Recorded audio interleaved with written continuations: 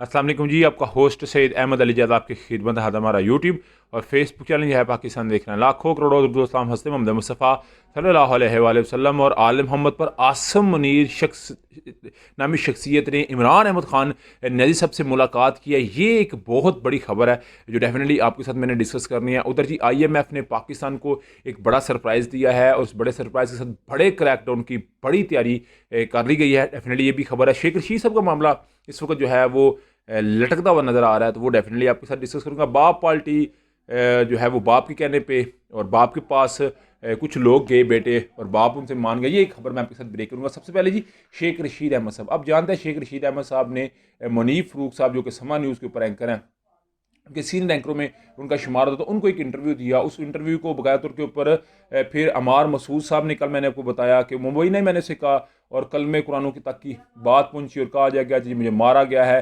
तो मुनीफ फ़रूक साहब के मतलब ये बात की गई। अमार मसूद साहब कहते हैं कि शेख रशीद साहब कहते हैं कि मुनीफ फ़रूक ने भी कहा कि मत मारे, मगर उन्होंने ना सुनी। मुनीफ फ़रूक साहब कुछ जस्टिफिकेशन देते नज़र आ रहे हैं और कल मैंने आपको कहा था कि अमार मसूद माफ़ी मांगेंगे या शेख रशीद साहब, तो अमार मसूद साहब मुझे लगता है कि उनका कुछ सॉफ्टवेयर अपडेट हुआ है, तो वो जो मुनीफ फ़रूक साहब है उनकी बात को आगे बढ़ा रहे हैं और ये बात कहते नज़र आ रहे हैं अमार मसूद साहब के मेरे रिपोर्टर से जो है वो रिपोर्टिंग गलत हुई है जिस वजह से ये मामला हुआ। मगर मैं मुनीफ फ़रूक साहब की अगर बात करूँ तो मुनीफ फ़रूक साहब क्योंकि आदल शज़ेब नहीं बनना चाहते, क्योंकि उसकी याद रखिएगा मतीउल्लाह जान सबको रगड़ी जा रहा है। तो हर बंदे के जो है ना जी वो असल अपने जो हैं वो रास्ते निकलते हुए नज़र आ रहे थे। मुनीफ फ़रूक साहब ने तलत हुसैन शाह साहब जो है तलत सैयद तलत हुसैन शाह उनके शो में आए और आके अपना बयान दिया। उसमें उनके बयान है ना मेरा ख्याल है गिरें खोलने की बजाय ना मजबूत टाइट कर दिया बात को और जो है वो मामले को तूल दे दिया है और मामला मजीद बिगड़ा है। वो कहते हैं कि शेख रशीद अहमद साहब जब आए तो बड़े सूटेड बूटेड थे, बड़े फ्रेश थे। उन्होंने आके बस इंटरव्यू से पहले उन्होंने कहा जी मेरा भरम रखिएगा, मेरा भरम रखिएगा, यानी कि वो ये कहना चाहते कि मेरी सियासत को बचा कर रखिएगा। मैं इमरान खान के मतलब मुझसे सवाल ना कीजिएगा, मैंने कुछ नहीं किया, ये सब कुछ इमरान खान ने किया।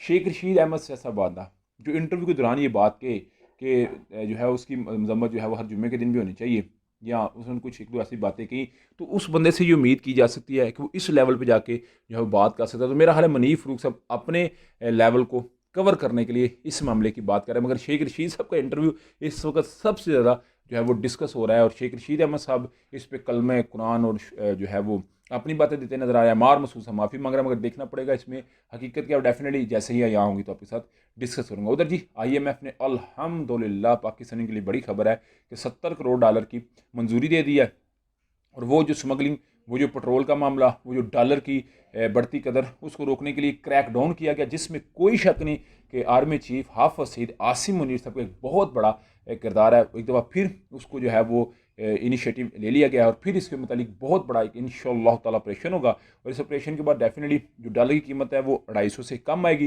जब वो 250 से कम आएगी तो डेफिनेटली पाकिस्तानी के लिए एक बड़ा सरप्राइजिंग इफेक्ट होगा। आज आप जानते हैं पेट्रोल 2 रुपये 4 पैसे कम हुआ है, तो ये भी एक बहुत बड़ी खबर है। डीजल में कमी आई है, तो ये उसी चीज़ के समरात और ये आइंदा चंद दिनों में पाकिस्तानियों के लिए बहुत बड़ा सरप्राइज फैक्टर होगा इंशाअल्लाह ताला।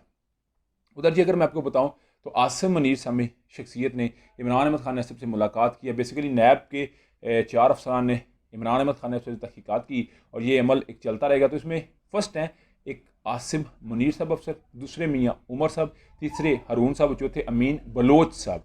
4 लोगों ने जो है तहरीक इंसाफ के चेयरमैन साहब का कि वज़ीर-ए-आज़म इस्लामी जमहूरियत पाकिस्तान से मुलाकात की है और उनसे कुछ तहकीकात की। तो डेफिनेटली एक खबर थी, तो मैंने कहा ये भी आपको बता दी जाए। उधर जी बाप पार्टी मेरा हाल है अपने बाप के कहने पे उसने बापपन का मुजाहरा किया और नून लीग के साथ उसने अपने मरासम को मजबूत किया है और पीपल्स पार्टी इस पे जो डोरे डाले बैठी थी, बड़े ख्वाब सजाए बैठी थी, वो हुआ चकनाचूर, वो हुआ उनका अंडा पटा पराठा और पराठा बटा अंडा। इस वक्त मेरा हाल है मैदान में उस घोड़े को भगाया जा रहा है जिसके ना आगे कुछ था ना पीछे कुछ था। ये कभी मुर्दा घोड़ा था, तो इस दफ़ा देखा गया कि मुर्दे घोड़े में भी छमक मार के जान डाली गई है। आपके समझ मुझे लाजमी कमेंट में शेयर कीजिएगा। लाइक वीडियो पसंद है तो लाइक सब्सक्राइब और दोस्तों शेयर कर लीजिएगा। नेक्स्ट वीडियो के लिए होस्ट को इजाज़त दीजिए। अस्सलाम वालेकुम।